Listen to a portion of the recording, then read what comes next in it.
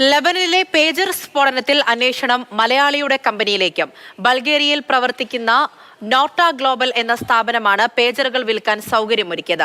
Company ഉടമയായ വയനാട് സ്വദേശി റിൻസൺ ജോസിനായി തിരച്ചിൽ തുടങ്ങിയിട്ടുണ്ട്. പി ബസന്ത് വിവരങ്ങൾ നൽകും. ബസന്ത്, അന്താരാഷ്ട്ര തലത്തിൽ ഏറെ ചർച്ച ചെയ്യപ്പെടുന്ന ഒരു വിഷയത്തിൽ ഇപ്പോൾ മലയാളിയുടെ കമ്പനിയിലേക്കുള്ള അന്വേഷണം നീളുന്നത് എന്തുകൊണ്ടാണ്? എന്താണ് അറിയുന്നത്?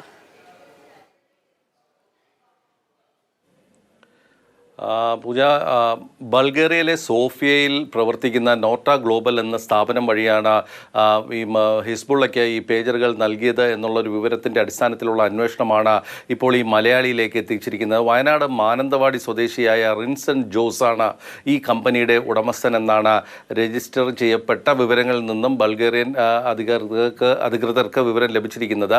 സോഫിയയിലെ ഈ അപ്പാർട്ട്മെൻറ്റ് കോംപ്ലക്സിൽ പ്രവർത്തിക്കുന്ന ഈ ഓഫീസിൽ പ്രത്യേകിച്ച് ബോർഡൊന്നും തന്നെ കണ്ടെത്താൻ അവിടെയുള്ള മാധ്യമപ്രവർത്തകർക്കും കഴിഞ്ഞിട്ടില്ല. ഒരു അഭിഭാഷകൻ മാത്രമാണുള്ളത്. മാത്രമല്ല, അദ്ദേഹം ഇപ്പോൾ സ്ഥിരതാമസം നോർവേയിലെ ഓസ്ലോയിലാണ്. അദ്ദേഹത്തിൻ്റെ പൗരത്വം നോർവീജിയൻ പൗരത്വമാണെന്നാണ് പറയപ്പെടുന്നത്. അദ്ദേഹത്തിൻ്റെ അയൽക്കാർക്കും ഇദ്ദേഹത്തെക്കുറിച്ച് പ്രത്യേകിച്ച് വിവരങ്ങളൊന്നും തന്നെയില്ല. നേരത്തെ അവിടുത്തെ ഒരു മാധ്യമ സ്ഥാപനമായ NHSTയിലാണ് ഈ റിൻസൺ ജോസ് ജോലി ചെയ്തിരുന്നത്. ഈ NHSTയിൽ അദ്ദേഹം എത്താത്ത ഒരു സാഹചര്യത്തിൽ അവർ തന്നെയാണ്, അല്ലെങ്കിൽ ഈ മാധ്യമ സ്ഥാപനം തന്നെയാണ് ഇപ്പോൾ നോർവീജിയൻ അധികൃതർക്ക് വിവരം നൽകിയിരിക്കുന്നത്.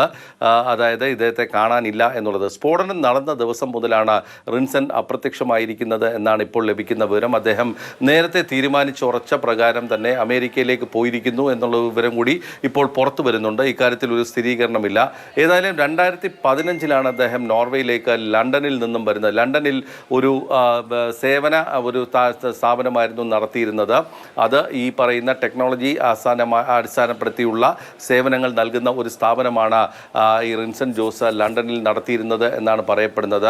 ഇപ്പോൾ ഈ 1.3 മില്യൺ പൗണ്ടിനാണ് ഈ പേജറുകൾ ഒരു ബ്രിട്ടീഷ് ഇടനിലക്കാരൻ വഴി ഹിസ്ബുള്ളയ്ക്ക് എത്തിച്ചിരിക്കുന്നത്. അപ്പോൾ ഈ പണം ബൾഗേറിയ വഴി ഹംഗറിയിലേക്ക് പോയി എന്നുള്ള ഒരു പ്രാഥമിക അന്വേഷണ വിവരമാണ് ഇപ്പോൾ പുറത്തു വരുന്നത്. ഏതായാലും ഈ റിൻസൺ ജോസിന് വേണ്ടിയുള്ള അന്വേഷണം ഇപ്പോൾ ശക്തമാക്കിയിരിക്കുകയാണ്. അദ്ദേഹത്തിൻ്റെ ഉടമസ്ഥയിലുള്ള ഈ നോട്ട ഗ്ലോബൽ എന്ന് പറയുന്ന സ്ഥാപനം ഇപ്പോൾ അടഞ്ഞുകിടക്കുന്നു.